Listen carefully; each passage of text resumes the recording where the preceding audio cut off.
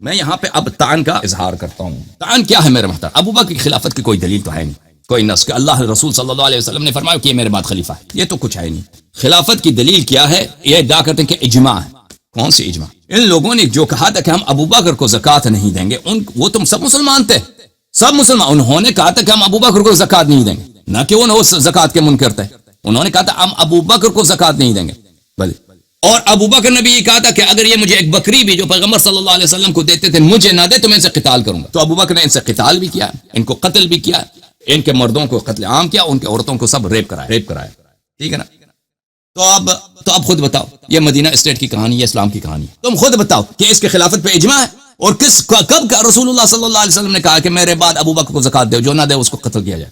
کتاب ہے مسلم بخاری، چاپ دار احیاء التراث العربی، اس کتاب میں ملاحظہ فرمائیے صفحہ نمبر 34 میں حدیث نمبر 48، سباب المسلم فسوق وقتاله کفر. یہ اصح الکتب بعد القرآن الصحیحان، بخاری و مسلم، صحیح ترین کتاب قرآن کے بعد. مسلمان کو گالی دینا فسق ہے، گناہ ہے، اور اس کے سے جنگ لڑنا کفر ہے.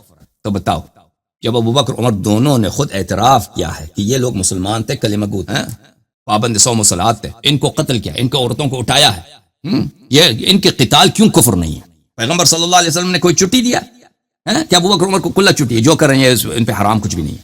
پھر بخاری میں حدیث نمبر 6044، سباب المسلم فسوق وقتاله کفر، مسلمان کو گالی دینا فسق ہے اور اس کو قتل کرنا کفر ہے. پھر حدیث نمبر 6045، لا يرمي رجل رجلا بالفسوق ولا يرميه بالكفر الا ارتدت عليه ان لم يكن صاحبه كذلك. جو کسی کو فاسق کہے، جو کسی کو کافر کہے، اگر وہ فاسق اور کافر نہیں ہے وہ خود اس پہ پلٹ جاتا ہے. انہوں نے اپنی کتابیں بھر دیا نا کہ یہ کافر تھے. کب کے کافر تھے بھائی؟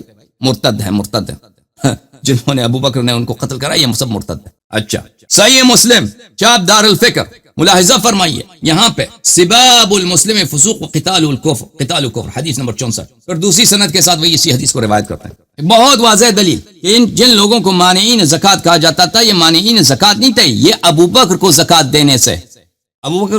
دینے سے یہ اباح کرتے تھے، یہ زکوٰۃ کے منکر نہیں تھے. الدرر الثنیہ فی الاجوبۃ النجدیہ، تالیف شیخ الوہابیہ محمد شیخ الوہابیہ. اچھا، جزء 10 کتاب حکم المرتد، 1995 میں کتاب چھپی ہے. یہاں پر صفحہ نمبر الدرر الثنیہ فی اجوبۃ النجدیہ، یہ محمد بن عبد الوہاب کی کتاب، جن سے وہابی فرقہ کہا جاتا ہے نا، ان کا پیر ہے. تو وہ اس کتاب میں صفحہ نمبر 178 میں ابن تیمیہ سے نقل کرتے ہیں، قال الشیخ رحمہ اللہ، کہتے ہیں ابن تیمیہ نے فرمایا. اور یہ ابن تیمیہ کا استدلال ہے، نہیں کہ ابن تیمیہ کا کوئی فتویٰ ہو کہ آپ کہہ دیں کہ ہم اس کے فتویٰ کو نہیں مانتے. اس کی استدلال ہے، اور اس کی استدلال ملاحظہ فرمائیے فی آخر کلامہ علی کفر مانعی الزکاۃ. کہتے ہیں کہ جو زکوٰۃ نہیں دیتا وہ کافر ہوتا ہے. ابن تیمیہ نے اس کے متعلق فرمایا، الصحابہ لم یقولوا هل انت مقر بوجوبها او جاحد لها. صحابہ نے کبھی مانعین زکوٰۃ سے نہیں پوچھا.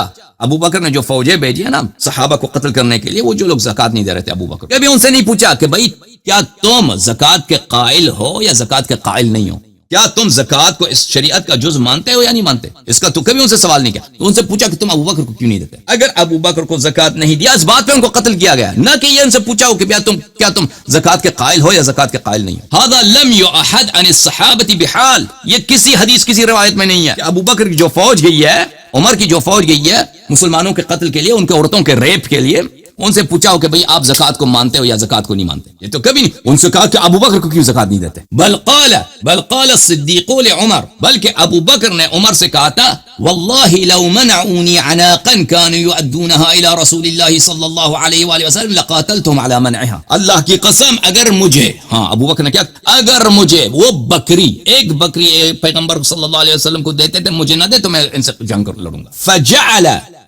فجعل المبیح للقتال مجرد المنع لا جحد وجوبها. ابو بکر نے اباحہ قتال کی جواز قتال کی دلیل، اباحہ قتال کی دلیل کس چیز کو قرار دیا ہے؟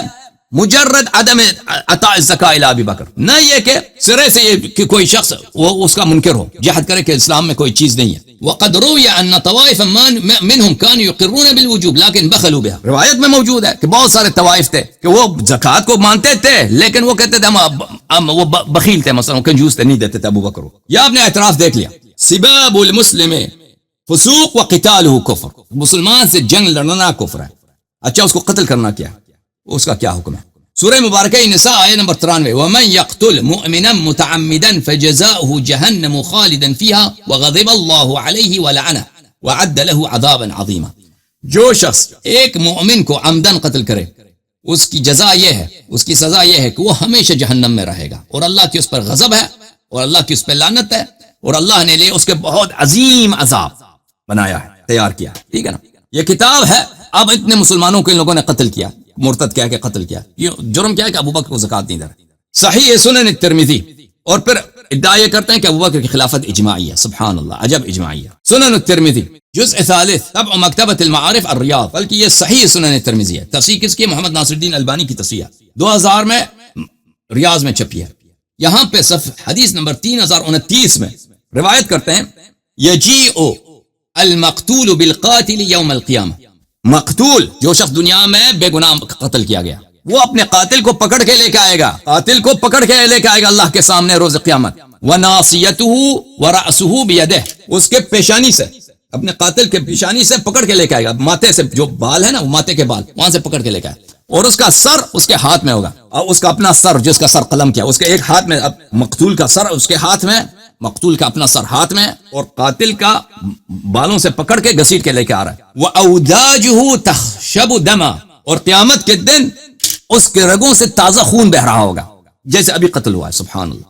اس محشر میں اس طرح قاتل و مقتول آئیں گے، اور مقتول اپنے قاتل کو اس طرح گھسیٹ کے لے کے آئے گا. یقول یا رب ھذا قتلنی، کہے گا یہ اللہ اس نے مجھے قتل کیا ہے. حتی یدنیہ من العرش، اس کو گھسیٹ کے عرش کے سامنے لے کے آئے گا. ابن عباس سے کسی نے کہا توبہ، کیا اس شخص کا توبہ بھی ہے؟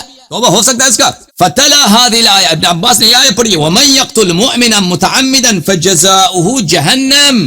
اس نے کہا، ابن عباس نے یہی آیت جو میں نے آپ کی خدمت میں پڑھی، اسی آیت کی تلاوت کیا. ابن عباس نے فرمایا ما نسخت هذه الايه ولا بدلت وان له التوبه. ابن عباس نے کہا کہ یہ آیت منسوخ نہیں ہوئی ہے، وہ آیت تبدیل بھی نہیں ہوئی ہے، اس قاتل کا کوئی توبہ نہیں، یہ جہنمی ہے ہمیشہ کے لیے، خالدن فی، ہمیشہ کے لیے جہنم میں. البانی نے کہا یہ حدیث صحیح ہے. ترمذی نے کہا یہ حدیث حسن ہے، اور بھی طرق سے یہ حدیث مروی ہے. اتنے صحابہ کا ان لوگوں نے قتل کرایا اور پھر ان کو مرتد کہا ہے.